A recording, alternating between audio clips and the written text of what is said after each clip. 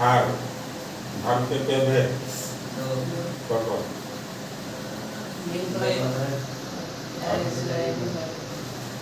Main भाग और auxiliary भाग को क्या कहते हैं हेल्पिंग भाग कहते हैं। हेल्पिंग भाग क्या होता है बहुत सारा कैसे है 26 है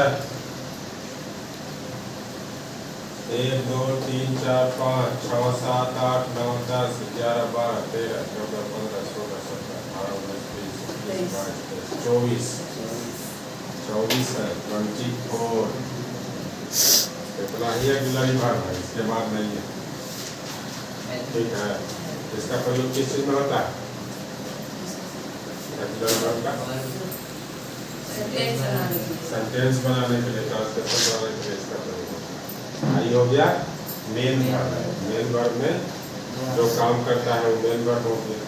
कोई भी खाना पीना सोना रोना हंसना का मेन वर्ब का दो भेद ट्रांजिटिव और इंट्रांजिटिव। ट्रांजिटिव का मतलब हुआ सकारात्मक और इंट्रांजिटिव का मतलब हुआ नकारात्मक।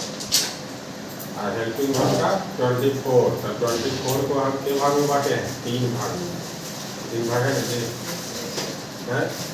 ऑक्सिलरी वर्ब किसको कहते हैं auxiliary verb is one which helps the main verb to form a tense voice etc. मतलब टेंस बनाने में वॉइस बनाने में सेंटेंस बनाने में इसका उपयोग किया जाता है। तो इसका तीन भेद होता है तीन प्रकार का तीन भाग में इसको बांटा गया प्राइमरी ऑक्सिलरी मॉडल ऑक्सिलरी और एक्सेप्शन। एक्सेप्शन का मतलब अपवाद। ये मतलब अपवाद है मतलब ये किसी में जा सकता है। और ये जो है प्राइमरी ऑक्सिलरी इसका चेंज नहीं होता इसका जैसे है मुख वैसे ही रहे आम है तो में रहेगा ये क्या होगा नहीं इसका चेंज नहीं होता है। इसका क्या होता है इसका चेंज हो जाता है। जैसे सेवन का शूट हो गया विल काउंट हो गया कैन का टू हो गया तो चेंज हुआ ना। मे का माइट हो गया मस्ट हो गया यूज टू आउट। तो जो चेंज नहीं होता है वो हो गया 11 और जो चेंज होता है वो भी हो गया 11 और दो को जो बचा वो अपवाद में चल गया। मतलब ये दोनों में से किसी में भी जा सकता हो गया। जैसे है क्या आई एम रीडिंग तो इसमें मेन भाग तो मेन भाग इसमें कौन हुआ आई एम मेन हुआ आई एम हेल्पिंग वर्ब ना हुआ मेन वर्ब हुआ। मेन वर्ब के मतलब मुख्य क्रिया जो काम होता है तो इसमें पढ़ना काम हो रहा है तो पढ़ना हो गया मेन वर्ब और ये हो गया हेल्पिंग ठीक है। इसमें माई मदर हैज कम तो इसमें कम हो गया मेन वर्ब और हैज हो गया हेल्पिंग वर्ब। हेल्पिंग वर्ब में जितना है इतना याद रखना पड़ेगा कौन कौन हेल्पिंग वर्ब है। और हेल्पिंग वर्ब जो है वो कभी मेन वर्ब भी बन जाता है और कभी हेल्पिंग वर्ब भी बनता है दोनों बनता है ठीक है। ये जो है मेन वर्ब बनता है और हेल्पिंग वर्ब दोनों बनता है। तो मेन वर्ब कम बनता है ये आगे देखो ये हो गया ना समझेंगे इसको। चलो अब इसमें देखो according to sentence there are two types of verb. Sentence के अनुसार दो प्रकार का वर्ब हो गया मेन वर्ब और हेल्पिंग वर्ब ठीक है। हेल्पिंग वर्ब उसमें पढ़िए और मेन वर्ब में क्या है द वर्ब्स यूज्ड अलोन और टुगेदर। ये जो मेन वर्ब है ये अकेले भी आता है और हेल्पिंग वर्ब के साथ भी आता है। अकेले भी रह सकता है कोई जरूरी नहीं है। जैसे राम ईट्स क्या है मेन वर्ब है ना उसके आगे हेल्पिंग वर्ब है नहीं है तो अकेले भी रहेगा या मेन वर्ब या हेल्पिंग वर्ब के साथ भी रहेगा तो उसी को कहेंगे हम मेन वर्ब। जैसे I am a boy I am a boy इसमें मेन वर्ब कौन है आई एम कैसे क्योंकि इसमें और वर्ब नहीं है ये क्यों ना वर्ब है तो जिसमें जिस वाक्य में एक ही वर्ब रहेगा चाहे वो हेल्पिंग वर्ब हो या मेन वर्ब हो तो जब एक रहेगा तो सिर्फ मेन वर्ब कहलाता है लेकिन वर्ब नहीं कहलाता। आई लव हर इसमें भी लव है सिर्फ हेल्पिंग वर्ब इसमें नहीं है मेन वर्ब हो गया। आई एम रीडिंग इसमें दो है वर्ब आई एम भी है और रीडिंग भी है तो रीडिंग इसमें मेन वर्ब हो गया आई एम हो गया हेल्पिंग वर्ब दो रहेगा चाहे वो मेन वर्ब हो हेल्पिंग वर्ब ठीक है। अब इसमें है यदि किसी वाक्य में एक ही क्रिया हो तो वह मेन वर्ब कहलाता है। इसमें क्रिया है ना, एक ही क्रिया है, सिर्फ है ना, एक ही वर्ब है और इसमें दो वर्ब है। तो दो वर्ब रहेगा तो एक मेन वर्ब और एक हेल्पिंग वर्ब, और अगर एक वर्ब रहेगा तो वो सिर्फ मेन वर्ब कहलाएगा, हेल्पिंग वर्ब नहीं कहलाता। जैसे इसमेम है तो एम है हेल्पिंग वर्ब में है, लेकिन इस सेंटेंस के अकॉर्डिंग ये है मेन। ठीक है, जैसे आई हैव ए डॉग, इसमें है हो गया क्या, मेन वर्ब हो गया ना। ही इज ए बॉय, इसमें इज हो गया मेन। है ये क्या, हेल्पिंग वर्ब, लेकिन इसमें मेन एक ही है, इसलिए मेन वर्ब। बी, यदि किसी वाक्य में दो या दो से अधिक क्रिया हो तो सबसे अंत में आने वाला वर्ब मेन वर्ब कहलाता है और बाकी सब हेल्पिंग वर्ब। तो इसमें आई हैव बीन रीडिंग, तो इसमें क्या वर्ब है, कौन कौन,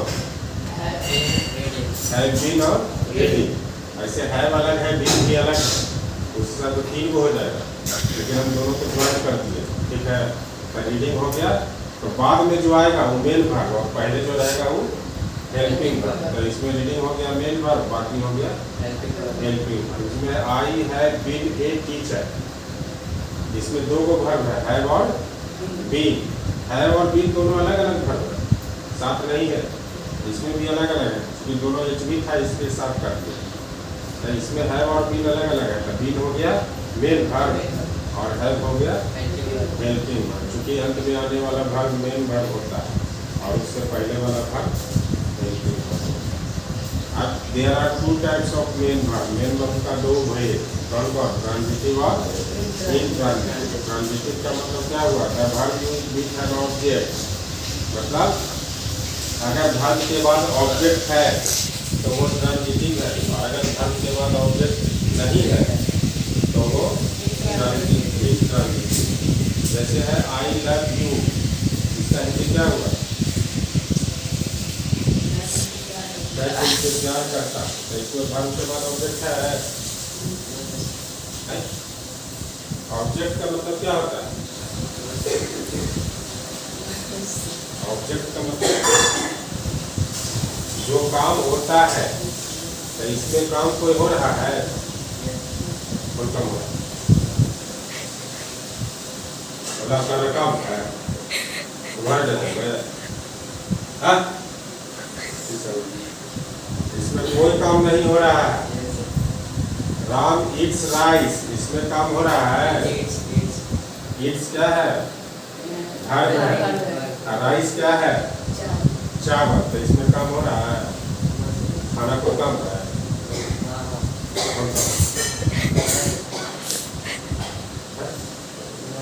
इंट्रांजिटिव में देखो, the verb used without an object, बिना ऑब्जेक्ट के, मतलब ट्रांजिटिव में ऑब्जेक्ट रहेगा, इंट्रांजिटिव में ऑब्जेक्ट नहीं रहेगा। तो ऑब्जेक्ट नहीं है तो इसका मतलब आई ईट, आई ईट का मतलब मैं खाता हूँ, तो क्या खाता हूँ इसे पता है, नहीं पता, तो इसलिए हो गया इंट्रांजिटिव। आई स्लीप, मैं सोता हूँ, कैसे सोता हूँ, हो गया ट्रांजिटिव।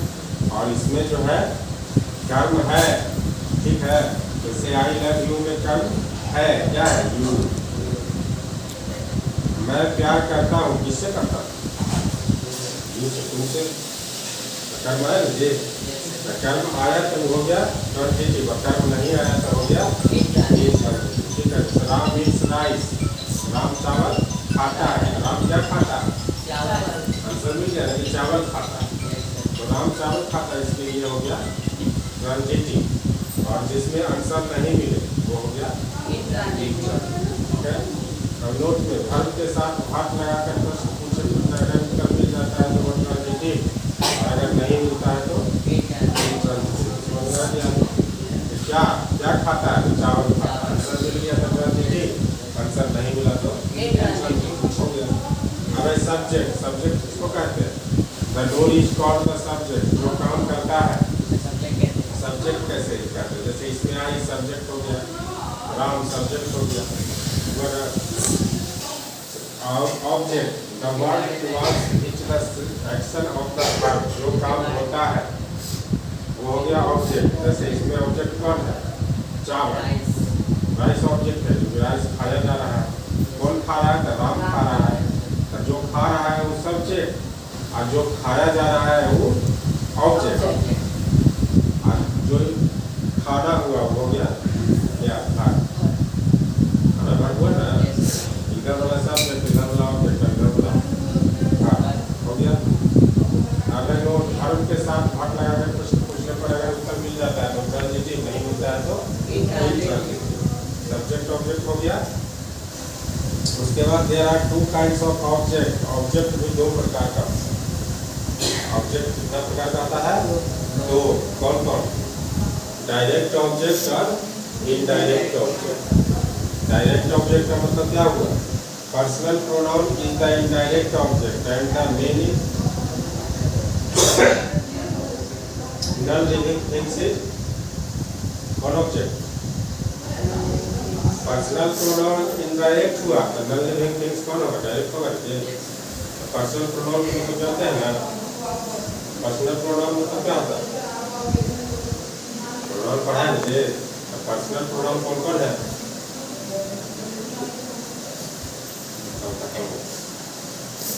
पर्सनल प्रोनाउन कौन कौन है?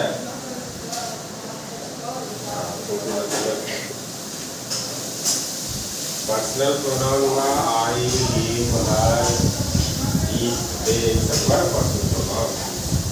पर्सनल प्रोनाउन अगर रहेगा तो वो हो जाएगा इनडायरेक्ट, और नॉन लिविंग थिंग रहेगा तो इनडायरेक्ट। डायरेक्ट जैसे ही गेव मी एक बुक, उसने मुझे एक किताब दी, तो इसमें पर्सनल प्रोनाउन कौन है? ही है। ही तो सब्जेक्ट ना हो गया। इसमें दो गो ऑब्जेक्ट है, तो दो गो ऑब्जेक्ट के लिए बता रहे हैं। तो दो गो ऑब्जेक्ट है, वो मी है और एक तो बुक है।